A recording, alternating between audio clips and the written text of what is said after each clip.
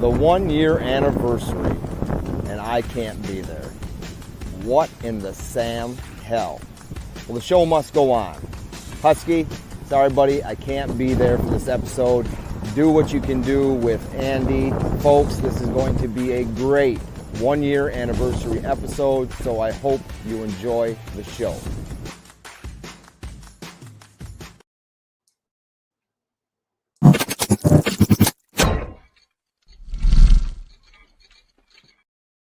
Hey, how's it going, everybody? Welcome to the Crucible. I'm Emil, and as you saw, Paulie wasn't able to make it today to the 1 year anniversary episode.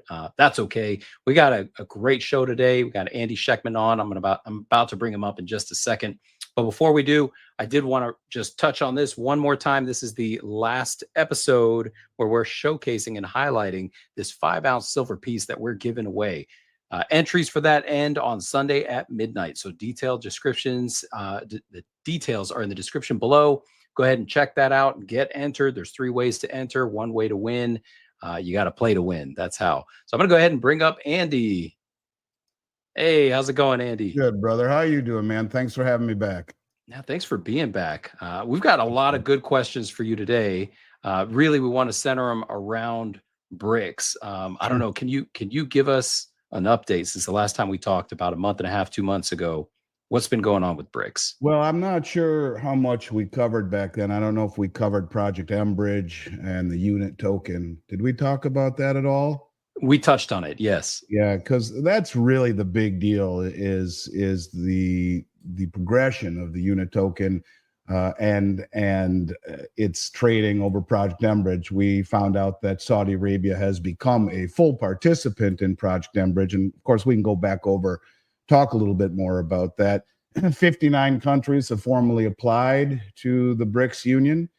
At this point, we're not sure who is going to be admitted. In fact, there's even some talk of them holding off on accepting any new entries until they really get everything fortified. And I think a lot of that might settle around the Project Bridge project and the unit token. But look, the bottom line is simply this, is that what we are seeing with BRICS is an accelerating union, and it's one that needs to be taken very seriously. To dismiss it with recency bias and normalcy bias will be a very big mistake. And of course, they do things very methodically and often don't really tell us what's going to happen until after the meetings take place. They give us little bits of clues, if you will.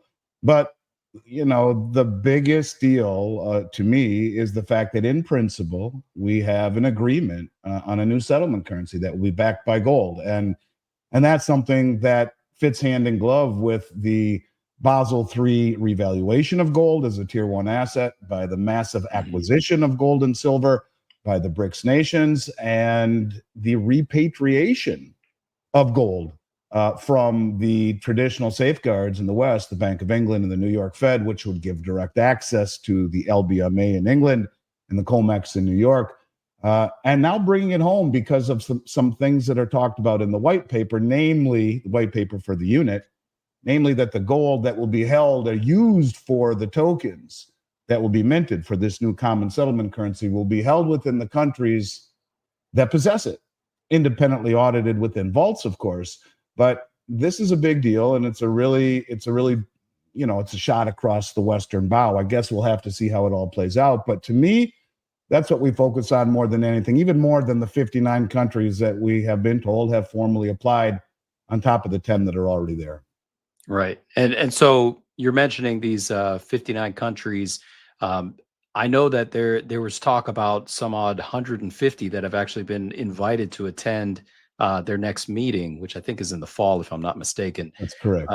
What happens when let's say when these 150 plus countries start using this BRICS currency in lieu of the US dollar? Well, it's very important to understand it's not a BRICS currency. And this is one of the things that I think people need to wrap their head around. And this is one of the big pushbacks about, you know, could this work, is that a common currency amongst all of these nations, you know, who have different agendas, different heritage, different ideologies, kind of like when you talk about the euro, some of the countries in Europe pulled the sled more than the other countries, and some didn't work as hard. It's in their culture. Others did, and it didn't work out. And when you talk about, for example, China and India, they are in this together, but they're disputing over some things, of course, with the Kashmir region. But the point of it is that this is not a common BRICS currency, and that's the thing that needs to be understood. So first of all, let's talk about Project mBridge. Project mBridge is a cross-border payment system that was developed between China, Hong Kong, Thailand, and the United Arab Emirates. The BIS is they're observing. They're a partner. They don't have any stock in this. They don't own the code.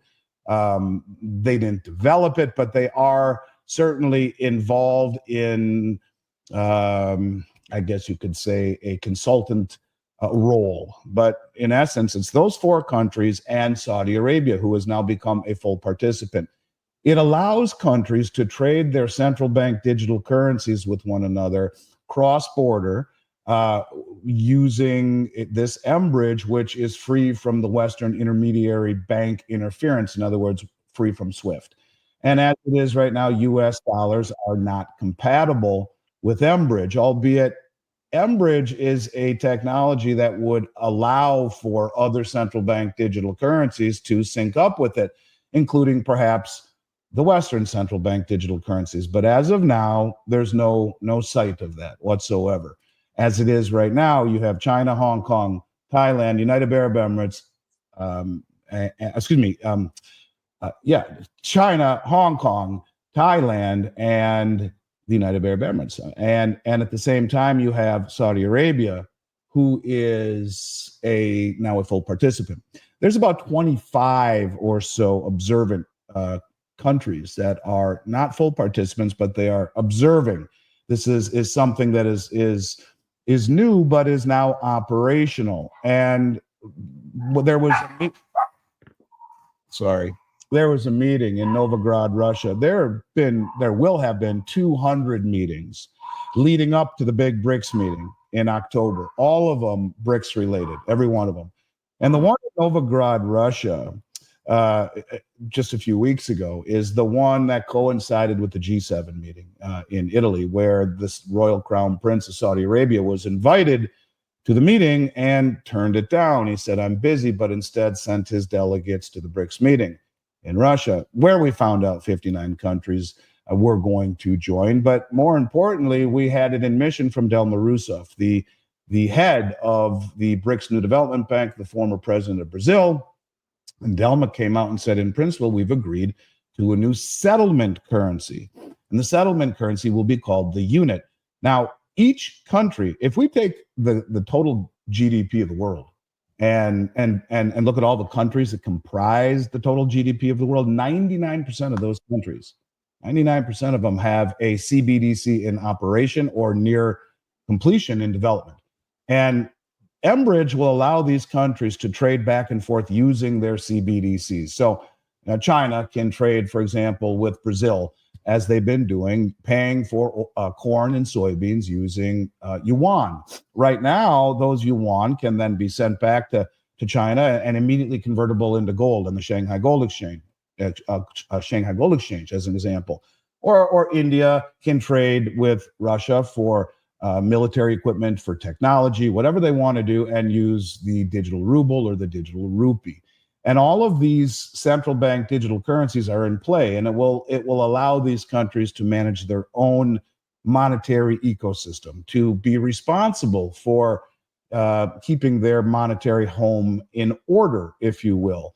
But when it comes time to settling for things like energy or commodities, or maybe they just don't want or have any more need for a digital yuan or a digital rupee or real or ruble, then they will use the unit settlement currency. And the unit settlement currency is not controlled by any one central authority, and it is not a BRICS currency. It is a common settlement currency using Project mBridge that will then allow these countries to mint their own unit tokens. The unit token will be 40% gold in kilo bar form held in a vault, independently audited within the borders of the countries who possess it.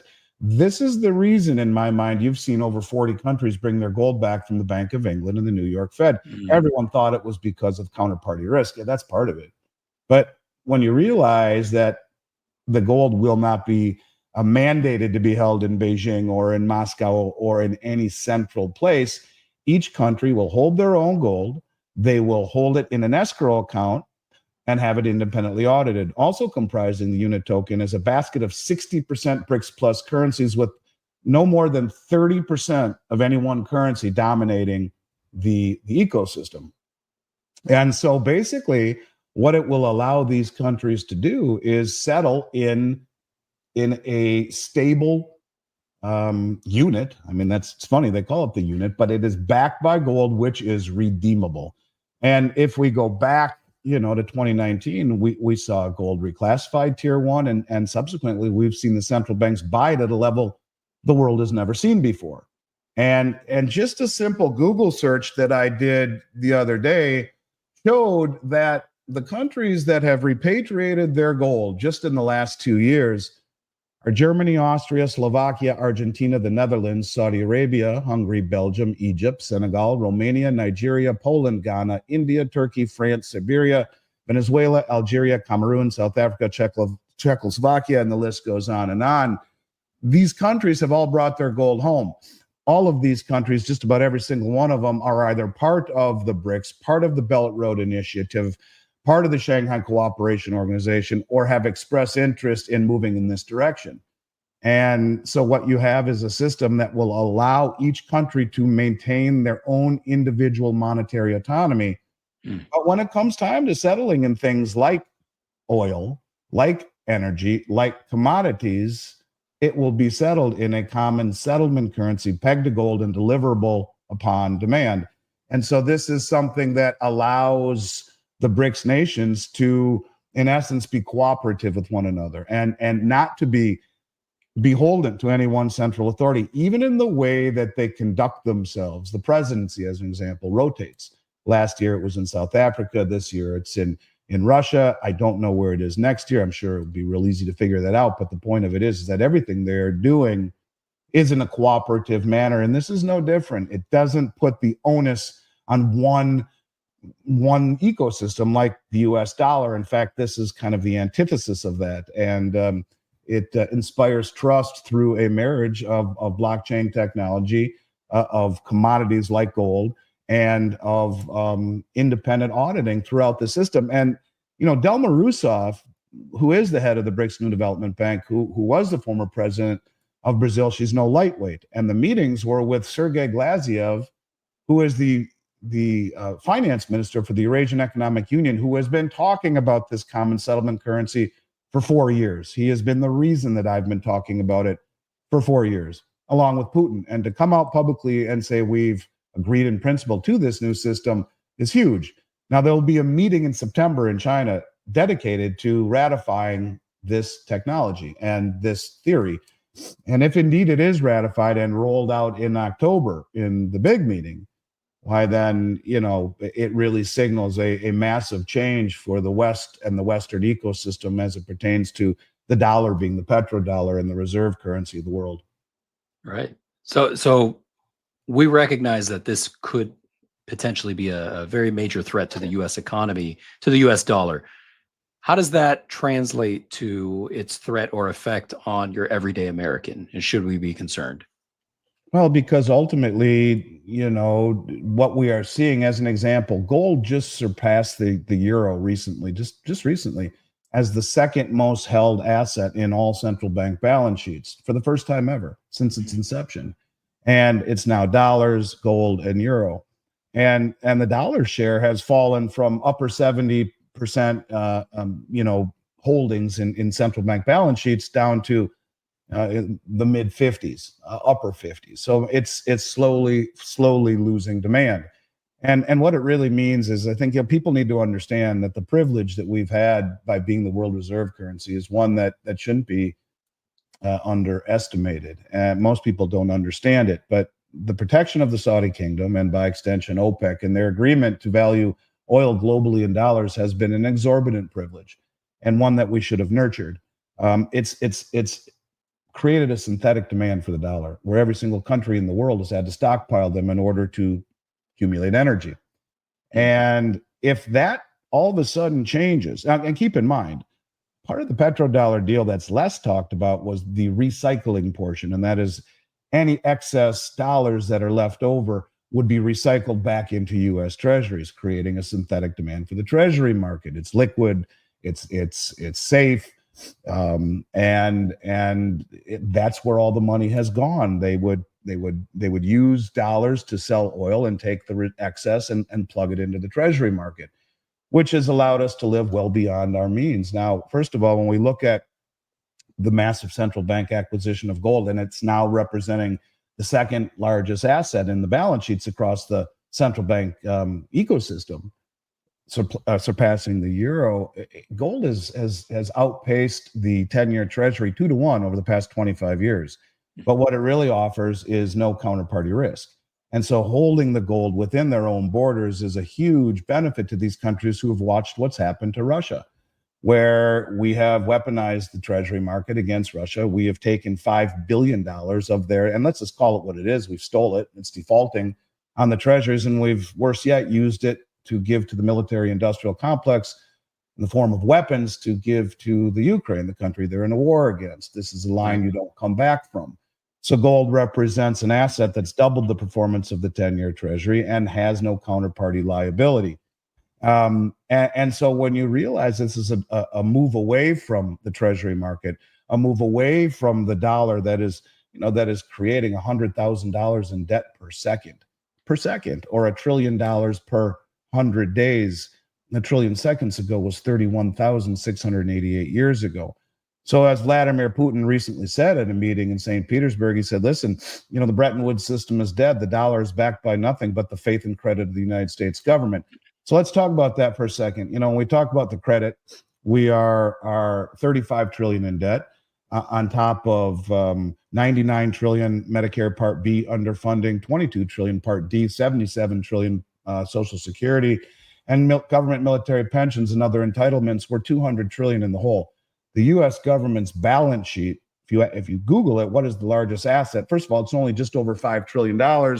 And of that $5 trillion, 1.6 trillion or thereabouts, student debt is the largest asset of this country. And so we're a country that's broke and insolvent. And we're at 123% debt to GDP. Where I come from back in the day, you cross 100% debt to GDP, you're a banana republic. But at least if you have election integrity and judicial system integrity, well, then you're okay, right? And so these things are being questioned by the world. And then when you talk about, the faith of this country, a country that Janet Yellen can say to CNN, well, we're okay with Putin and Xi Jinping being friends in BRICS, but thank you, Madam Secretary, that's great of you. But if Xi gives one penny to the Putin war machine, will sanction their banks, their companies in Beijing itself. Never mind the over 200 billion we've given to the Ukraine and Stinger missiles and F-16 jets and the intelligence on where to drop the bombs. We don't count. We're the world reserve currency. So when you talk about faith and credit, we're very the tank is empty in both. And you look at what's happening here at home, and so all of these things are not lost on the rest of the world. So how does it affect the average person? Well, the average person will really feel its effect if and when you see a massive concerted effort to no longer hold dollars in treasuries, that it is something that is proven to be not only dangerous in terms of its weaponization, but also dangerous in terms of its loss of purchasing power. We are a country that lies about the metrics of unemployment and inflation. We just revised 818,000 jobs. If it was 3% revision, okay, but a 30% revision, is that just too stupid to be stupid? And when we talk about inflation, we lie about inflation incessantly. Real inflation, according to John Williams of Shadow Stats, is 11% right now. Add 8% to the number, and that's what it is through all of the changes of the metrics that are used to measure inflation, the CPI, which is a skewed measurement anyway, because they want us to believe that rising prices are inflation. No, rising prices are the symptom of inflation. Inflation is not caused by the greedy grocery store owners. It's caused by the greedy government who's printing 100,000 in debt per second, 3, 4, 5, 6, 7, and keep going on and on and on and on. That's inflation. So the rest of the world looks at us and say, massive inflation, weaponizing of the dollar. They're more hypocritical than most of the countries who would even think of doing these things, and if you end up on the wrong side of them ideologically, they're going to take your money, take your treasuries. And then look what's going on at home there with their elections and their judicial system and their lawlessness and all of this craziness. So all of a sudden you get countries decide to no longer hold dollars anymore. And to what starts out very slowly, and we've seen this, we've seen great de-dollarization. We've seen countries selling treasuries and buying gold instead, as the central banks have bought more gold than at any time ever and are shedding their treasuries. And as that happens, it maybe gets faster and faster and faster until we see something like Operation Sandman. People should Google that. Operation Sandman is a theory that I learned from Mike Adams, a buddy of mine who's a very smart guy. He's known as the Health Ranger. And he talks about Operation Sandman as a, Google it'll pop right up, over 100 countries that in theory have already agreed at some point. They call it the night of the switch, probably on a Sunday night. In unison, they all dump dollars and treasuries and move to a new system. Now, is that pie in the sky? I don't know. But how would that affect people? It would be a religious experience for everyone in this country, because the byproduct of that synthetic demand for the dollar being crushed and no longer having any demand whatsoever for the dollar, in fact, a concerted effort to de-dollarize, to shed dollars and to move to a new system, a commodity-backed system, or something that allows you to buy energy with the new unit token or whatever it may be, is massive inflation that hits our shores, because there's, I don't know how many times more dollars outside the U.S. than inside the U.S., as every country's had to possess it to buy oil for 50 years. When those dollars come floating back and hit our shores, that's hyperinflation. And the only way to compensate for that is the market to jack interest rates up to compensate. Not Powell and the Fed, but the market. And if that were to happen, everything that makes people feel rich and cozy and safe is gone. The banks that are overcapitalized over-leveraged and undercapitalized, the insurance companies loaded with treasuries, and the stocks and the bonds and the real estate all inversely correlated to a massive spike in interest rates. That's what it would ultimately do. But what it's doing right now is slowly eviscerating the value of the dollar and the demand for it globally and for the treasury market, which ultimately will lead to higher interest rates in order to find people to buy our debt, which ultimately leads to, a slowing of the economy and more difficulty in things like real estate and your stock portfolio and all of these things that are inversely correlated that have been slowly happening. And you see governments try to normalize. We saw in 2019, the Fed tried to normalize their balance sheet and let things get a little bit better, raise rates, and the repo market crisis happens. And they stop and they pivot and they start lowering rates again. We see them, the United Kingdom, try to normalize their balance sheet and raise rates a little bit, and their pensions start to blow apart. Stop, back up, start easing again. We try to do it, raise rates to 5%, and you see the banks start to fail. Everything start to blow up. We're going to stop now, and we're going to pivot, and we're going to lower rates again. When real estate's at pretty damn close to all-time highs, yeah, it's come down a bit. Stock market at all-time highs, inflation roaring, and yet, even by their flawed metrics, they're 50% above the number that they want to get to, and yet they're going to pivot now and just reignite inflation. We're trapped. And the rest of the world understands this, that all of the debt that we have created and the suppression of interest rates and the effect on the distortion in asset prices has us trapped. And so we will choose inflation over austerity, over the tough decisions, over blowing up our system, just like all politicians have done. So you look at it from their standpoint, you have hypocritical, tyrannical West who will take your assets if they don't align ideologically. They will inflate the currency and destroy the value of the bond market. And they've lost their mind collectively. So what does it mean? It means a lot. It means that things will get more expensive. It means that things will be harder to come by. It means more inflation. And inflation is here to stay. It's not going to go away. In fact, I think it's going to get a whole lot worse. And I think tough times are ahead. If we just would have let the forest fire burn in 2008, when the Fed's balance sheet was $800 billion, Instead, they put $8 trillion worth of bond purchases over the last 15 years, which distorted everything and made the ultimate consequence way worse. So I think, maybe they're thinking, hey, well, if we weaponize the dollar and we sign executive orders to go green, and right now, 60% of the underdeveloped countries in the world are being sanctioned by the West. All these countries hate us. And so we've given them an out. Weaponize the dollar, sanction the hell out of everybody, destroy its value by creating $1 trillion every 100 days. It took 200 years to do it the first time. And all of these things, and then you look at what's happening here at home, the infighting, the division, the elections, the border, everything. All of these countries like this is our chance. And maybe this is what we're trying to incentivize, to have option 3, a villain, Xi Jinping and Putin and OPEC. How could they do this to us? And all of those dollars come home, the whole system blows up. We start over with the CBDC. And that's Lael Brainerd. And, when you look at the 2 economic advisors to our government, Jared Bernstein, a man who advocates for this, he wants to lose the world reserve currency. He's a modern monetary theorist who has a degree in music and a master's degree in social work. He's the lead advisor to the U.S. government's economic policy. And number 2 is Lael Brainerd, who worked with MIT while at the Boston Fed in developing central bank digital currencies, and is a modern monetary theorist. So have no fear when everything blows up, because Lael Brainerd is here. Just sign on the dotted line, take the CBDC. They did it to us. How could they do it to us?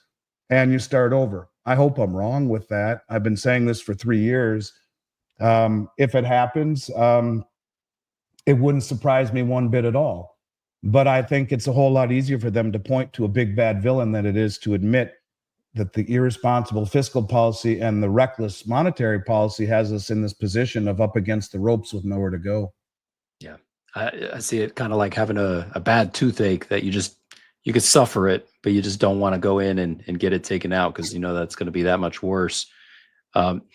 Looking at it from 1,000 miles up, just looking down on Earth and seeing the 2 monetary systems, one that could be in its advent, and then the other one that's been sitting around and obviously not working for a while. With an unbiased opinion, which one would you say in the long run would work better? Well, I mean, the only way you'll ever inspire confidence ever again is to have a backing, something backing a system, and that's gold. And the traditional method of it being redeemable by the public, I don't think works. I mean, redeemable, convertible currencies convert. And de Gaulle proved that. Now, the unit token will allow for delivery in gold, but it is not a common currency. It's a common settlement currency. And it is the gold that is inspiring the confidence, along with the immutability of a distributed ledger and independent auditing continuously. I think we have run the course on this Keynesian system, one that is based on trust. Contrary to what people think, and it's mostly, I don't know if it's just ignorance, but for 180 years, this country had a gold standard, and we had zero inflation, zero. And we had the greatest amount of growth and prosperity in human civilization ever during the period of having a gold standard. And I think, politicians have shown since Roman times that they will choose inflation over austerity, always. And so if you don't have something tethering to the system, backing the system to inspire confidence, it's just what all fiat currencies ultimately do: fail. Every single one since the beginning of time has failed. All of them. They all inherently are meant to die and retreat to their intrinsic value of zero. So in order for any system to work, I think now, especially after how mismanaged the current system has been, it has to have something backing it. And I think that's what this system strives to do, is to inspire confidence through the immutability of a distributed ledger technology, having gold backing it, and not having any one central authority that can make the rules. Instead, you have it more of a cooperative group effort And that's something that I think is pretty tough to beat compared to the current system. So I see your shirt is hashtag triple digit silver. And I like that. So with gold now topping 2,500, and that's, relatively new past couple of weeks, and it's been holding. Do you believe that what's going on with BRICS and this settlement currency that you're mentioning, do you think that has any influence on the uptick? Yeah, I mean, 100%.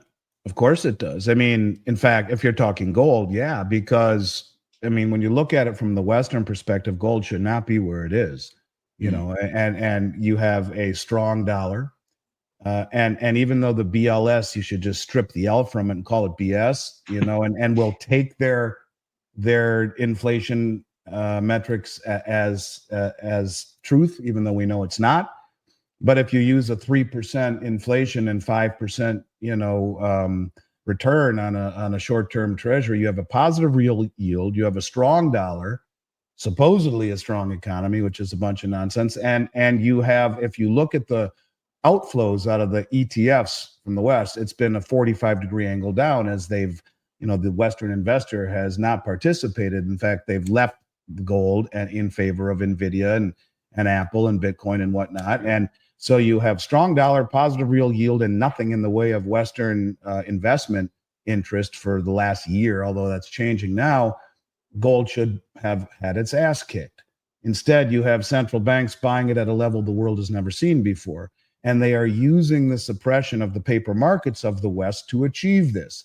You see, the West has always suppressed gold and silver to maintain the illusion of the supremacy of the bond market and of the currency system. Right.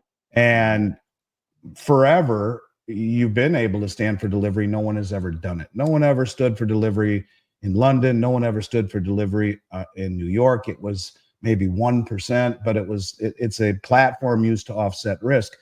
And what you see now, and I mean, the LBMA is 140 years old, and the COMEX since 1974. You look at these countries of the BRICS, even 15 years ago, half of these countries were underdeveloped, third worldish, not coordinated, not motivated, not sophisticated, and yet now they all are wealthy, motivated, coordinated, sophisticated, and they are using the draining of the system as their exit. In other words, they are standing for delivery when they never did before.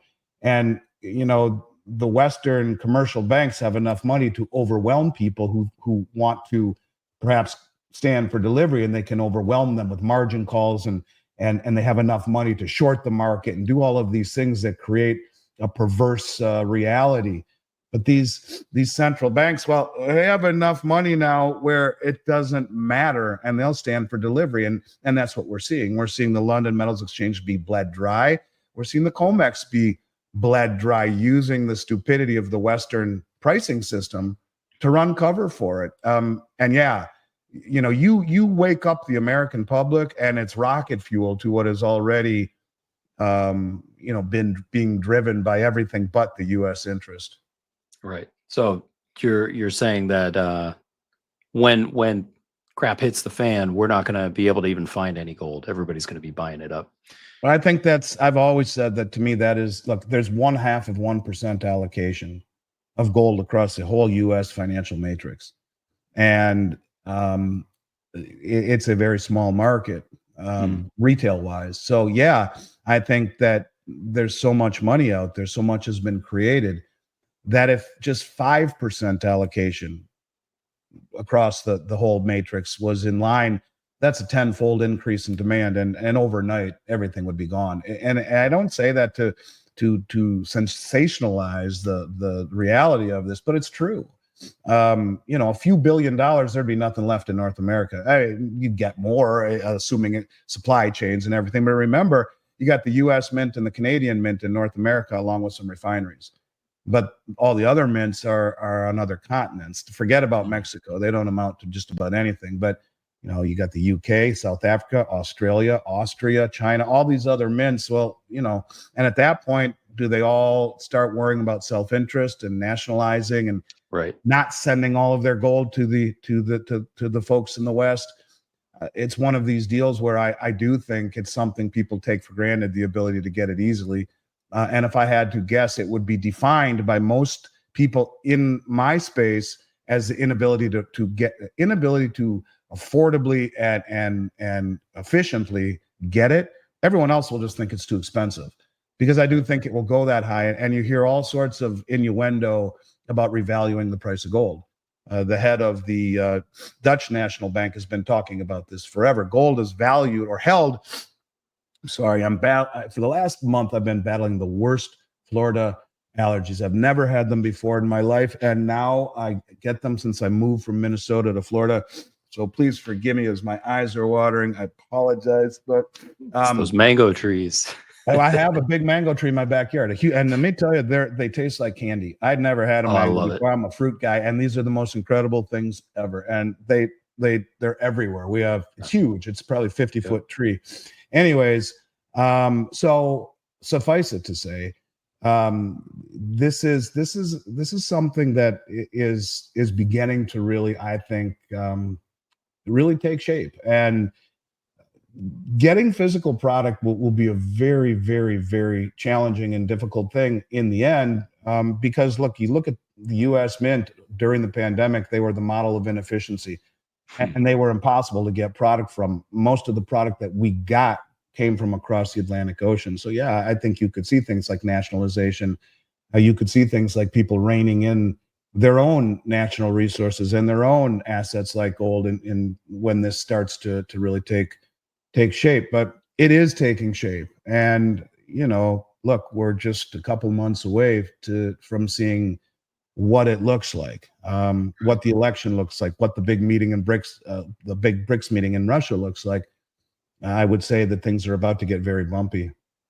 So are you optimistic for $3,000 gold in the next 12 months? I think it'll go higher than anyone thinks possible. Again, let's go back to that gold revaluation account, as I mentioned, before I lost my train of thought with my allergies. Yeah, so the gold revaluation account is in every single central bank across the globe. It's held in an account called the gold revaluation account. That's what it's called on their balance sheet. And, you have the head of the Dutch National Bank saying, I know our balance sheet's upside down, but we have 32 billion euro in gold valued at $35 an ounce, because that's what it's valued at on our gold revaluation account. Every $4,000 increase in the price of gold would put $1 trillion free and clear into the Treasury General account. And Janet Yellen wouldn't even need congressional approval to do it. She would tell Jerome Powell, revalue the price of gold, put it at 120,000 an ounce. As goofy as that sounds, all of a sudden our assets are completely offsetting our liabilities. And all we would need to do is say to the world, we'll buy anyone that can deliver gold to the U.S. Treasury, will pay you $120,000 for it. Now, how much more goofy is that than people thinking Bitcoin could be 120,000 or $1 million? It's not. And fair. Yeah. All the central banks own it. So it would behoove them to own it.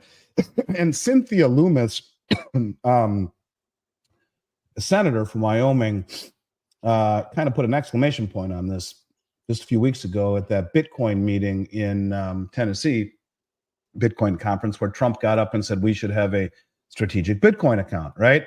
And she got up after and said, yeah, and I'm going to propose a bill, I've already drafted it, whereby we will revalue the gold in the gold revaluation account held by the Fed and use portions of it to pay for this portion of that revaluation, use it to pay for, in the form of a loan, to pay for the Bitcoin revalue or the Bitcoin strategic account. So, that, I guess, could be option 4, much less painful, would create a lot of inflation. But yeah, they could just jack the price of gold up and it would never come back down. It would be pegged at a number no one could even imagine. But 3,000, yeah, I think it's very much in line. It's very reasonable. And I think with all bull markets, they go higher than anyone thinks possible, especially a gold bull market where we're at right now in this stage of the game, where the world is accumulating it and repatriating it at levels no one's ever seen before. I think 3,000 is, whether it's by the end of the year or not, is a very, very low bar number as far as I'm concerned. Right on. Yeah, and I think the way you described it made a lot of sense. 3,000 very well could be surpassed. We could see gold go into a bubble. How likely do you see that happening? Or I guess in that scenario where you just described, them revaluating gold and saying maybe 100,000 an ounce, would that event in itself, or that action, would that circumvent the progress of the BRICS settlement currency? Would that maybe save the U.S. from facing any further approach in losing its supremacy with the U.S. dollar? Well, I think it would help the BRICS. They're the ones who've been buying all the gold, and certainly it would allow monetary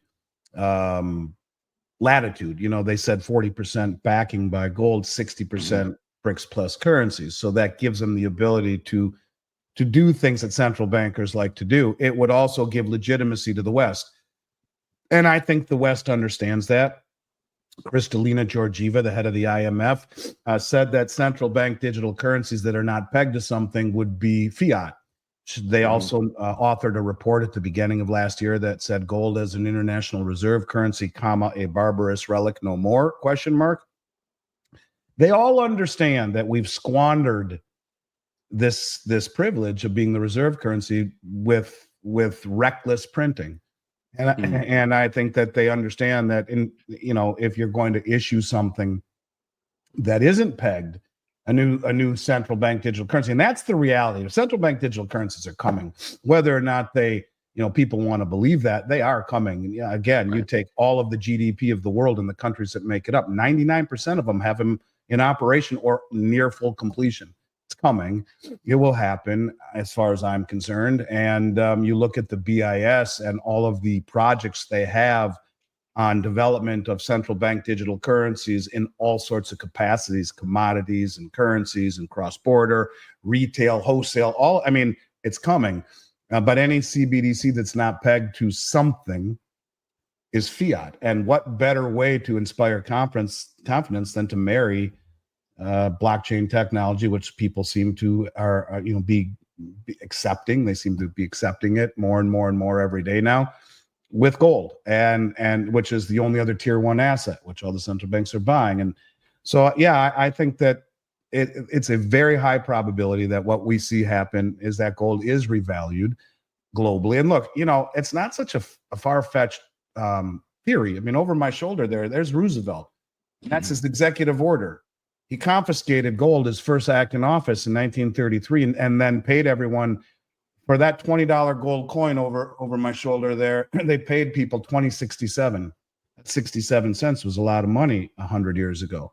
And, it was probably worth 10, 20, 30, 40 times what it was then. And so then he devalued the dollar by 40%. In essence, making gold worth 40% more. He revalued the price of gold. And you listen to what both candidates here are talking about. They talk about lowering interest rates and devaluing the dollar, which makes it easier to pay off the debt. But ultimately, I think it's one of these deals where, you're going to see gold go higher than anyone thinks possible and pegged to a new system, and will never come back down. It's the only way to ever inspire confidence. And I think the IMF knows it. I think the BIS knows it. And maybe there are two competing ecosystems, if you will, that are all commodity backed. The difference is that in 33, you could redeem those bills that instead of saying "In God We Trust" at the bottom, they say "redeemable to the bearer on demand" in gold coin. So those bills were interchangeable with the gold coins. That won't be the case with these. It will be for central banks, but not for the public. The public will not have the ability, I believe, to redeem the gold, but it will inspire confidence that the currency is backed, that it is tethered to some form of fiscal sanity, that they can't produce more currency than they have gold backing it. And that's the only way you ever make this system ever work again.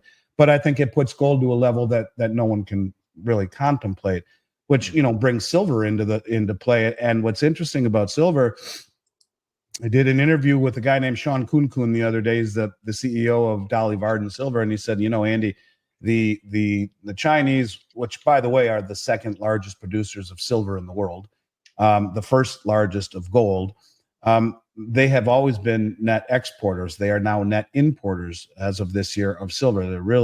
They're importing way more than anything that they're exporting. And they have been going all around Latin America as of the last 6 months, paying way more than the West will pay for unrefined silver in doré and concentrate form, and sending it home and refining it in China. That way, all of this silver that they're ultimately refining and getting it was not purchased off of an exchange and does not reflect in the price. And it adds a shroud, if you will, of lack of transparency. So, I think they understand that this is all about commodities. And, India's imported well over 700 million ounces of silver over the last few years. That's over 10 times more than we have in the registered category on COMEX. That's 2.5 times more than is available for delivery in the London Metals Exchange. So this is a situation where these countries understand that the foolishness of the West suppressing these commodities, and now the fact that these countries are coordinated, sophisticated, motivated, and wealthy, for them to stand for delivery using the suppression of the paper markets for us to maintain this illusion, this facade, it's been a godsend for them. They think that, they're repositioning, de-dollarizing, and accumulating a war chest at our expense. So I think these markets will go higher than anyone thinks possible and will become more and more difficult to get when there is a collective understanding of what is happening. The lack of media attention is extraordinary. And the media in the West doesn't do anything at all to tell us what's really happening in terms of de-dollarization and accumulation of commodities. And there's a man named Zoltan Pozsar, who's one of the smartest guys in the world. I mean, he worked at the New York Fed, and he understands the plumbing of the system better than anyone. And he says this is all about commodities and transparency. He calls it Bretton Woods 3. And Bretton Woods 1, when we took over for the pound sterling, when our currency was as good as gold. Nixon closed the gold window, and we had to deal with the Saudis for 50 years that they just decided a few weeks ago to not re-up in terms of this exclusivity arrangement. And so they said, we'll continue to take dollars for oil, but other currencies too. This is a big deal. And so now we're into Bretton Woods 3, a system of commodities and transparency, not opaque debt promises by a broke and insolvent country that goes around the world imposing sanctions. Many of the countries believe that we're hypocritical. It's not a good mix, and it's almost too stupid to be stupid when you realize that our lead economic advisor advocates for this. And the number two is a modern monetary theorist who wants to roll out a CBDC, who wants to reset the system. Could it be that simple? I don't know. You tell me. But the decisions that we seem to be making have consequences. And for them to pretend like they don't know that there would be these consequences, I think is foolish. These people, they may be diabolical, but they're not stupid.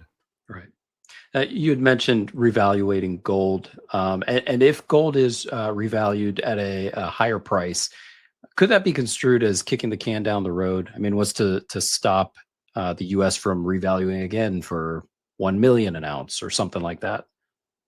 Well, I mean, that's a good point. I think you can really only do it when you still have a modicum of credibility within the system, or dollars are still wanted and demanded globally. I mean, we've lost our hegemony, but we still do have the supremacy. I mean, that would be like Zimbabwe saying at the time, we'll pay, a gazillion. Well, we don't want your currency. So a good example is China. Right now they're paying $4 an ounce higher on Shanghai Metals Exchange for silver. Now, what if it was $40 an ounce higher? That is the price, isn't it? If they're going to pay anyone $40 higher than the Western price for silver, that is the price, right? Well, if it's in a currency that no one wants, that's a problem. So I think it's kind of a last ditch effort to me, where, we will pay up for gold, but then you have to think about it. Do I want to give up my gold for dollars? They say there's no bull market like a gold bull market, because the higher the price goes only reinforces people's motivation and, for owning it to begin with. I don't want to go back into the system. This is why I hold it. So yeah, while we still have a modicum of credibility and demand for the currency, which we do, it's not. But if all of a sudden we lost that credibility, it doesn't matter what you price it at. So yeah, and who's to say they wouldn't do it again? I don't know. But in reality, what the price is what someone is willing to pay for it. So, I guess you could see the United Kingdom say, we will pay in pounds the equivalent to $150,000 in British pounds. They'd get people to do that. Send us all your gold, and they would do that. That is the price at that point, right? So Right. It's a system that is still demanded. So yeah, for now it works, but maybe down the road it wouldn't. Good question. And how can the U.S. investor adapt their portfolio in response to these potential changes in the global financial landscape? I think the only way to do that would be to minimize and mitigate your exposure to traditional assets, become a contrarian. Watch The Great Taking, David Rogers Webb. Go to YouTube and watch it. He'll narrate it. It's an hour long. Or go and his website, I think it's thegreattaking.com. Get the book for free. It's about 100 plus pages. It's scary as hell. You'll understand what I mean by, the concept of counterparty liability. And this is one of the nice things about assets in your own possession is the removal of counterparty liability. Gold and silver are assets that have no counterparty liability. They're not someone else's responsibility. And so I think in a system that is as over leveraged as ours is, you have to ask yourself, what would asset prices be had the Fed not pumped $8 trillion into the system? And that's more money than was created in the history of the country preceding it. They pumped in the span of 3+ years, and their balance sheet went from 800 billion to 9 trillion, all of it in bond purchases, which distorts reality. It distorts asset prices. It creates misallocations of capital and resources, and companies will build out another division and hire more people and do all of these things that they wouldn't otherwise do if they thought rates wouldn't stay low forever. And lo and behold, rates went up, 500 basis points in the span of a year. And look what's happened to the whole commercial real estate market as an example. And so when you talk about where this could ultimately go and how it all plays out and what can people do, I think if you're not a contrarian at this stage of the game, honestly, there's a high probability you'll end up to some capacity being a victim. And I think ultimately he or she who loses least wins in this environment. It's not about return on your money. It's about return of your money. And I think the way to win is to identify the primary trend. The primary trend to me is of a falling dollar, and you take a big position within it. And instead of being broadly diversified in stocks, bonds, and real estate, you be broadly diversified within the primary trend. And the primary trend of a falling dollar would be commodities, not just precious metals, oil and gas, agricultural ETFs or real farmland, things that would give you liquidity and protection from traditional assets. And there's not a ton of choices right now, to be honest with you. But I think that being in, you look at the stock market that is massively overvalued, flashing red, that's being held up by a handful of stocks. You look at the Russell 2000, which is a much better indication of the economy. They're almost all down. You look at gold, and it's outpaced everything for the past 25 years except Bitcoin. It's even outpaced the tech sector this year. It's the number one performing asset, up 20%. Tech sector about 16%. But gold's averaged 9.9% per year for 25 years, doubling the 10-year treasury. No one notices it. It's beat the S&P 500 with dividends and revested by over 0.5%. 9.5 versus 9.9, or just under 0.5%.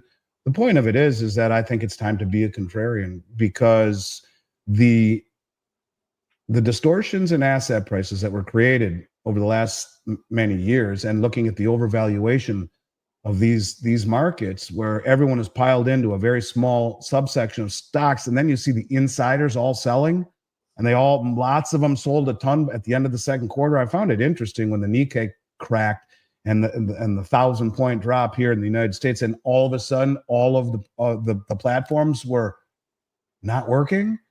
Robinhood and Schwab and Vanguard and Fidelity, they just all weren't working. How convenient.